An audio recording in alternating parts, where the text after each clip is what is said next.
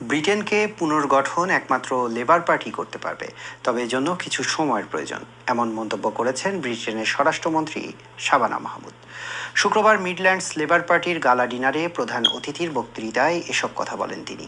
অনুষ্ঠানে MP, councillor এবং স্থানীয় দলীয় সদস্যরা উপস্থিত ছিলেন। সলমান মিয়ার ক্যামেরায় আব্দুল আহাদ সুমনের রিপোর্টে দেখুন বিস্তারিত।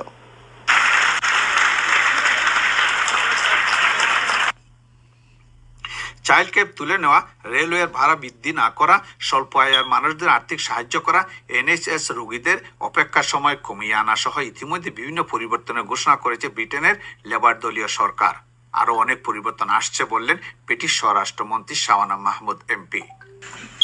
Prosperity for all, cheap and clean energy, the best start in life, an NHS always free at the point of use, safer streets, migration that balances contribution, compassion and control. I know that when you take all of that together, you get the change that this country wants, and you get the change that Labour voters want. শুক্রবার বার্মিংহামের অভিজাত হোটেলে মিডল্যান্ডসের দলীয় নেতাকর্মীদের নিয়ে এক গালা dinner অনুষ্ঠিত হয়।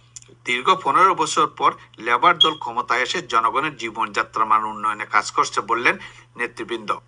রিফর্ম পার্টি বহুজাতিক সম্প্রীতিকে নষ্ট করে কমিউনিটিতে বিভাজন সৃষ্টি করতে চায়।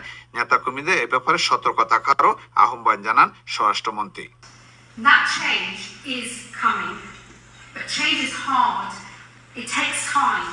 ব্রিটেনের পরিবেশ মন্ত্রী মেরি কেহাম এমপির সঞ্চালনায় অনুষ্ঠানে শুভেচ্ছা বক্তব্য রাখেন ইউকে লেবার পার্টির চেয়ারম্যান ও ক্যাবিনেট মিনিস্টার আনাটোলি এমপি ও স্বরাষ্ট্রমন্ত্রী শাবানা মাহমুদ এমপি।